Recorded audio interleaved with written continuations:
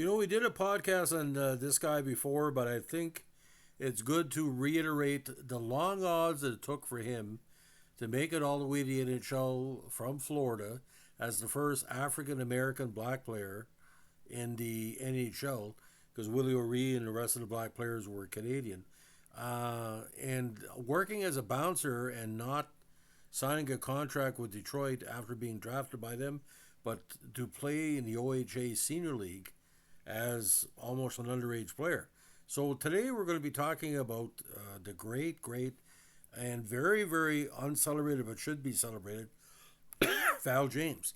Now, Val James could have been a movie star, tall guy, 6'2", 205, handsome as the day is long. Born Valmore Curtis James in Ocala, Florida. I hope I'm pronouncing that right. Now, he played 11 games in NHL for the Sabres and Maple Leafs, and those games were 5 years apart. The rest of his career, which lasted from 78 to 88, was spent in various minor leagues where he won a plethora of titles. Again, the first African American to play the National Hockey League. Again, Willie O'Ree was the first black, but is African Canadian. Now, born in Florida and raised in Hopage, New York, he was one of 6 children. James began skating and playing hockey in Colmac, New York, where his father was employed as the manager of an ice rink. Now, he was the second last pick of the 1977 entry draft, 16 round, 184 overall, after playing 2 seasons in the Quebec Major Junior Hockey League for the Quebec Remparts, although he never played any regulation games for the Red Wings. Now, here it gets kind of freaky. I don't know exactly why he ended up doing this. He was trying to provide for himself as a person. He eventually became a part-time bouncer at a Toronto nightclub in '78. So that's pretty freaky. Now, again with the Remparts, last 2 seasons, some good point totals. 65 points over 2 seasons, 30 goals with 182 minutes and penalties. Now he debuted for Buffalo on November 1st, 81 for against the Flyers. Now with Buffalo, it was kind of weird. He wore 3 numbers for the Sabres that year, 26, 29, and 30, and number 28 for Toronto. Now he eventually played with Toronto in 86, and we'll get that into a second. Now, a Calder Cup winner in Rochester in 83, an NEHL, EHL Mitchell Cup winner, 79, 80, 81 in Erie. He played on the NEHL regular season champion Erie in 79, and also played with them in the EHL, Erie as well, 80 and 81. Now, Rochester won the regular season title EHL and E3, where he was part of. Now, he never signed with Detroit. He became an unrestricted free agent after the 79 season, and again, had that big deal with Buffalo. So here's the interesting stats, ladies and gentlemen.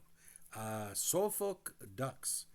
That's where he came to major prominence in something called the New York Met Junior Hockey League. The Remparts, again, he showed up. He was an overage 2-year player with them. Now, with the Erie Blades, his first season, 79, 40 points in the regular season, 14 goals, and 5 points in the postseason with 4 assists. A rugged campaign, 112 minutes and penalties. 79-80, he played with Erie. Again, 25 points, 117 minutes and penalties, and 9 playoff contests. 81, he split time between Rochester and Erie. 21 points in the regular season, 3 goals, and 1 counter in the postseason. 82 is mostly a defensive forward. 5 goals, 4 assists for 9 points, 204 minutes and penalties. Now, the next 3 seasons, he found his time in Rochester, again as a partial enforcer. 88, 122, 70 minutes and penalties. 86 with St. Catherine Saints in the AHL, 162 minutes and penalties in 80 games. Now, he was playing mostly left wing, but would see time on the power play as well. 87, after he played 74 games with Newmarket Saints, with 4 goals, 3 assists, and 4 games with Toronto that year. He also split time with the Skipjacks and the Flint Spirits of the AHL and IHL in the 88 campaign.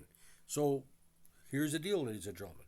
In Buffalo, he was a teammate of Gilbert Perreault, John Van Boxmeer, Yvon Lambert, Jean-François Sauvé, his fellow black athlete Tony McKechnie, Mike Foligno, Craig Ramsey, Lindsey Ruff, Rick Sealing, Dale McCourt, Alan Howard, Andrea Savard, Mike Ramsey, Richie Dunn, Danny Gare, Steve Patrick, Larry Playfair, Brendan Peterson, Bill Height, Bob Mongrain, Gilles Hamel, Bobby Hess, Ron Fisher, Randy Cunningworth, Jim Schoenfeld, Derek Smith, Don Edwards, and again Hunter Vertu, Sean McKenna, Jim Walsh, Gilles Itomo, Kaya Sukkanen, Paul Harrison, Jacques Luce, Mike Bowler, Bob Sauve. So a good bastion of Sabres players. 87 with Toronto, and a lot of these players are well remembered.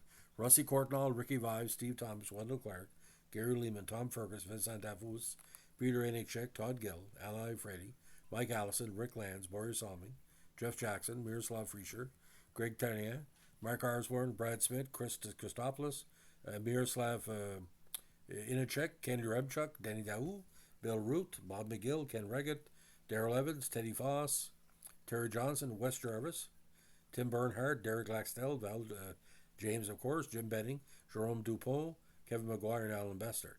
So, again, the quality of players he played with and against cannot be denied. He deserved it back there.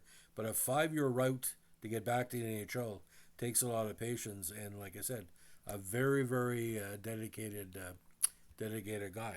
According to published reports, ladies and gentlemen, again, he became revered for his fighting ability. He had spirited new bouts and victories over Northern enforcers. Terry O'Reilly and John Cordick were part of his record.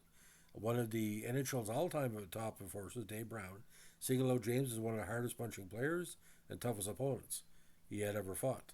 After 4 pro NHL hockey games, a shoulder injury forced James to retire from sports in '88, and after retirement, he taught hockey for 10 years.